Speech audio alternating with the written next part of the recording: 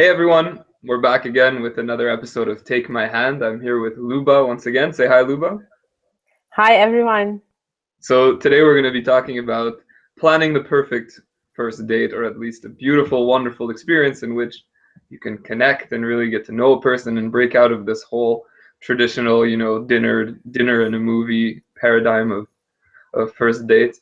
And before we get started, though, Luba, what kind of tea are you drinking today? Well, getting out of the traditional paradigm, Patrick, I'm drinking coffee. What happened? You're a whole new person today. Yeah, exactly, right. Well, what's happening actually is that I'm launching my first big product, Law of Devotion, in a couple of days. And it's a really big launch. A lot of people are going to be exposed to it, so thousands and thousands of people. So I'm very excited, and I decided to have some coffee. And what tea are you drinking today, Patrick? Today I'm drinking an organic white tea with some rosebuds that I bought at a market in Dubai. Still those rosebuds. I remember those. Oh, I love them. Mm, I yeah. love them. It stops the tea from turning bitter when you leave it steep a little too long. It's great. How interesting. Yeah. I love roses in general. In fact, I just recorded this beautiful attract love meditation, how to turn oneself into a rose and Mm, start smelling like one as well. interesting. Unusual. Yeah. Very interesting. Yeah. So, Luba, get us started. I mean, I'm so fed up of hearing this, oh yeah, I took her on a first date and we went to dinner and we sat up across from each other and it was awkward and it was weird and then I drove her home and I went in for the kiss and she's not calling me back. What's happening? What's happening? I what do you think, Luba? Yeah, I think that as we are more and more becoming artists of our lives, we can start creating our dates in a way that it will surprise everyone, especially ourselves. Wouldn't that be wonderful if approaching a date would be something kind of the same as approaching your whole lifestyle, right? So you can demonstrate to a woman or to a man what you really are about, what your lifestyle is, right? So, for example, take her out for skating, right? Or take her out on a tango class, or take her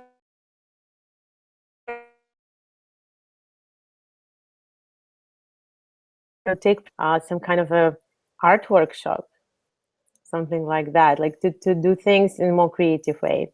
So this is definitely one of my suggestions in terms of the set of the date. And what are yours, Patrick? What do you think? I tend to agree with you actually, and I love the examples that you gave because the way that I see it is that, to me specifically, a date, be it the first date or the 100th date, it should be a logical extension of who you are as a person. So the way that I see things is a lot before. I remember before when I was a lot less conscious, and to me it was like wow, first date, and it was this nerve-wracking, and I don't mean like the positive butterflies of like wow, I'm excited to meet this person, but really this whole okay, I have to put on a show, everything needs to be perfect, and it's like this constrained and contrived, structured evening out, and I remember I'm thinking back at it now, and I can't believe I ever thought that any of that was a good idea. Mm-hmm. To me, it's an extension of who you are as a person, and I feel like when I'm meeting with an incredible woman, it's to give her the opportunity to experience me, right? To play around in the social context of me as a man. So I encourage a lot of men. Well, maybe I can give this as a tip at the end, but for me, basically, my dates are an extension of my lifestyle. And so if I'm right now, especially, I'm in a very creative phase of my life. So I like to experience new things all the time. I'm learning to cook. I'm learning to dance salsa and bachata. I'm learning Nice. Spanish. I'm planning on learning Russian, which Luba, you're for sure going to help me with. Right. So I'm all over. I'm doing something all the time. And so to me, it would be as simple as come with me. Come Exactly. experience this with me. What do you think? I love it. And one guy actually asked me out on a date to the Toastmasters meeting. It's a gathering where people And it was so incredible. I got to see his creative side. He got to see mine. We had a lot to talk about. And I think what's wonderful about those kind of dates is that it really shows you a possibility for a relationship, a possibility for a common vision, right? As opposed to just dinner and a movie. Okay, well, that's great. A movie gives maybe some topic to discuss, but there is nothing else. But at the same time, I personally do like dinner as well, because I get to see the person's eyes, Hmm. you know, and unless somebody is teaching a tantric, it's not because that's a great possibility to see another person's eyes. But other than that, dinner, of course, allows for that intimate interaction. And I like to come into some kind of heart to heart connection, not necessarily through words, but more like, imagine how when musicians play together and they synchronize Hmm. and establish rapport. So I feel that that is a very important part on the first date, not just like exchange of those words, not just verbal, sometimes diarrhea or verbal formal exchange, but more like really establishing rapport. And I can give a few tips how to do that. Yeah, yeah, we can definitely get into that. I want to comment first of all on the just the movie date, the dinner and the movie date. For me, why it's such a no-no on a first date. If you're coming from a place of unconsciousness, in other words, it's kind of the expected thing, so you drone on to these dates that you've been doing over and over for years, and you're just not Yeah. finding that connection, then the problem is it's not necessarily the dinner itself or the movie itself, right? But for me, the concept, like when I go on a first date with a woman, first of all, I won't leave my house to meet someone if I'm not excited about this person, right? I want to sit and Mhm. I want to know how you see the world. I want to talk about death and the afterlife, and I want to talk about your goals and your dreams and your passions, and I want to talk about your heartbreaks. I want to talk about your fears. I want to talk about your love. I want to know all this stuff. But so to me, sitting staring at a screen for 2 hours Oh, is yeah, yeah. right? It feels like the opposite of that. Why would I want to put myself through that? Now, for when it comes to dinner, for example, if there's a cool new restaurant that I'd love to try, come with me, great. But so the point being is that if you want to go to dinner and a movie, go to dinner and a movie. Just don't do it because it's your fallback, structured date. Like this is all you know, so you have to do it. You understand? Yeah. Actually, I want to warn in general about dangers of being stuck in front of a screen together, whether it's a movie or anything else. In my experience, the best relationships are when people do go out or co-create something together rather than consume something together. And like when we talk about dinner, it's in some way it is consumption of something which is cooked by somebody else, and consumption of the movie creativity which is also produced by somebody else, right? So to co-create really the interaction of the couple and the possibility of us to be together in general. That's what I'm thinking. Sorry, Luba. After the movie part, you started to freeze. Can you Oh, just repeat the part you said the movie is creativity by somebody else? Just yeah, finish your last point. I'll edit that out. yeah, Starting. yeah, sure, sure. Yeah, and so when we only know how good we are consuming together, that doesn't really tell us anything. What really tells us things is how do we interact as a team? How do we act as a team? That really immediately highlights things, makes things clearer. Does it make sense? Yeah, of course. So Luba, to actually, I want to ask you a very personal question. Can you tell us what was one of, if not your best first date, what was one of them that just really sticks out, just so people can get a visual idea of what it is that we're pointing towards here? Because it's a feeling more than it is anything else. If you really think about it, it's a feeling. How does it feel good to be on a great first date? Well, Patrick, if I tell you about the most amazing first date that I had, I'm not sure that it can serve as a good teaching example, but Uh, it's definitely something very shocking. So my first, like, there was one person that I met online, and we talked on the phone, and it felt like I totally recognized the voice of that person. At that time, my nickname online was the love of the world, and his nickname online was the little devil. So when we met each other online, we definitely clicked. He asked me, "So how is it happening out there in the heavens?" And I said, "Well, this is blissful and fabulous. And how are you doing over there in hell?" And so he told me how he's doing, and we talked on the phone, and we both felt like we knew each other many, many, many times before. So we set up a date, a blind date, in my bed, under the blanket. And I said, okay, that's good. Keep the door open. So he came in. I didn't see him. He came and got under my blanket. We made love. And whilst he was still under the blanket, he asked me, "So, do you want to know what I look like now, this time?" And I said, "Yeah, that would be interesting." And then we looked at each other. That was one of the most profound relationships in my life, actually, which taught me a lot and made me, in many ways, the teacher and the shaman who I am. So that also happens. Wow. That's a very Jose first date, but I mean, it like again, see, it's, if it were anybody else, this could be shocking to some, but that's the Oh, context of you. It means so much to you because it's a part of you, right? It fits your general your reality tunnel, the way that you see the world. That's exactly the way that you want to be romanced, and so it clicked, it fit. exactly. Let me tell you about another date which once I had.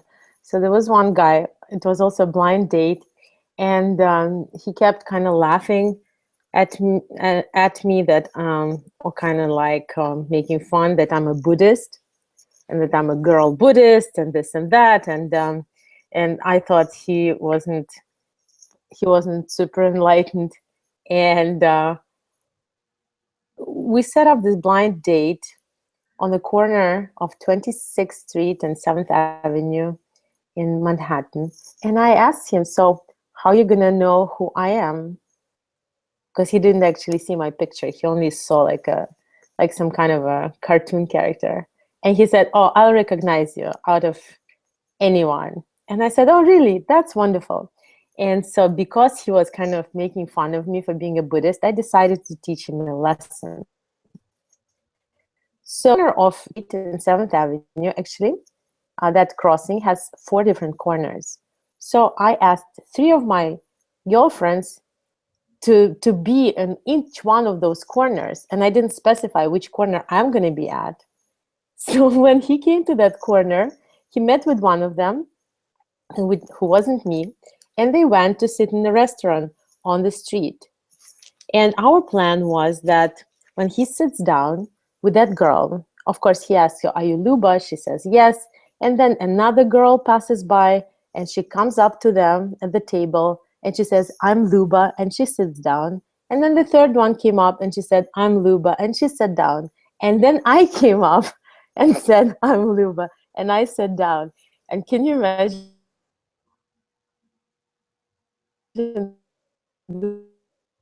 this guy sitting surrounded by people still still smiling well. So now, are you sure you can differentiate me out of anyone or what? So that was also an interesting Hold relationship. on, Luba, I'm sorry, I have to cut you off. You cut again. You froze at when you arrived to the table. So Okay. the other 4 girls, basically your 4 women at the table, continue now. Okay. So when I arrived at the table, we asked him, "So can you be sure who is Luba? Who is the Buddhist here?" And honestly, he couldn't. He couldn't. And that was my lesson to him. It was great fun that date. Hmm. Yeah, and that is like when I think about dates, I always try to make absolutely the best out of it, just to surprise myself. That is always my goal. Yeah, yeah, I like that. That's kind of my mindset as well. It's Yeah, no matter what happens, I'm gonna be the way that I am. I'm going to express myself. I'm gonna have my own fun, and we're going to be sexy. We're going to be crazy, and we're going to be hilarious. And I'll have it no other way. If you're going to come with me, then this is how it's going to happen. You're not going to play it safe. We're going to do what we're going to do. And it's funny because looking back, I don't remember the last time I had a really bad date, like an awful date where I can't wait to get out of this. I don't remember. I can't tell you because they've been amazing. It's just amazing. Yeah, I love what you're saying, Patrick. Actually, that is also my attitude as well. If I meet somebody who I, for sure, let's say, feel like there is no chemistry, or for sure I feel like we probably won't see each other again, it is still the time of my life, and the time of my life is precious, and we share the same oversoul. That's my very deep belief. And if somehow by the will of the winds we find ourselves in the same space in the same time, I believe that there is a destiny in it for my soul to share its gifts with the person, to hold that person as high as possible in my consciousness, to see them in the biggest light, to share what I can share out of my, vision and experience, and just to be present with them, and support them on their journey and respect their journey, whatever it is. So I always feel like whatever is happening, it is always useful and always wonderful. Yeah. We're a little bit short on time now, so I'll ask you all to join us next week. We're going to be talking about, it'll kind of be a follow-up to this episode, really. We're going to talk about holding sacred space in order to allow your partner to open and to really, really create a very profound emotional connection. So before we cut off, though, Luba, do you have a very specific tip you would like to give your followers and viewers? Go ahead. So here's my tip to women. When you're on a date, whether you're enjoying the specific interaction or not, just remember that you are a goddess of love who is speaking directly to the masculine, far beyond just one person or one man. And while you're at it, also use it as a possibility for a spiritual practice to connect with your own senses. For example, what I like to do is to check myself for 5 different senses. Enjoying the touch, enjoying the smell, enjoying the some audio, and breathing in, and just being generally in touch with your sensual self. So this way you can practice being in your feminine core no matter what's going on outside. And at the same time also um, feeling another person with your heart, whatever this person is, and wishing for them the best and seeing them in the highest light is definitely my advice for that. Yeah, that's that's all I have for Very good. now. So for the masculine, I would advise to get in action. If you're not going on one adventure per week, you're not living your life the way that you should. Don't go out to bars looking to pick up women. Don't go out in the streets looking to pick up women. Go on as many adventures as possible and invite the women that you meet to become a part of it. So what does this look like? Let's say that you've always wanted to take a cooking class, for example. Let's say that you want to learn an instrument, you want to learn yoga or whatever. So you see that there's a yoga class next to your house on Tuesday. You go to the yoga class. You're trying something new, you're getting out there. There you meet and connect with a very beautiful woman, and you just get along. Great. Listen, on Thursday, I'm taking a cooking class. Why don't you come with me? So the point is to invite her to play around in the social context of you. And I've had amazing, amazing dates. When I move into a new city, for example, and I'll meet a woman, I will always invite her to help me map out the city, discover the city. And I've had incredible, incredible dates, be it in Spain, climbing the top of in Malaga, climbing to the castle and sitting and meditating together, overlooking the water and the view of the city, be it in, Warsaw, when I moved there, getting lost in an alleyway and finding this tiny little park with a tree and just me, a beautiful girl, and a bottle of wine in an old city. I mean, what could be more interesting than that and more enjoyable than that? So if you're not going on an adventure, at least one adventure per week, you're not living properly. Let go of this routine of, gym, work, and then go out on the weekends to pick up girls at the bar. Go on adventures and invite the women in your life to become a part of it. I guarantee that your dating life will never ever be the same. So, Luba, that's it. Call it a Love it. Yeah, day. I think that this is a great foundation for everyone to actually turn dating into adventures and spiritual practice at the same time. Because now so many people are dating all the time because there are so many possibilities. I think that we just have to accept it and make the best out of it. Yeah, I agree. So Yeah. join us next week. We're going to be talking about almost a follow-up to this episode. We're going to be talking about creating a profound connection and allowing sacred space within each other. In other words, where there is no judgment, where you can really be you and really connect with someone. So Luba, thanks again for being on, Thank and you. I will see you next week. Wonderful. See you soon.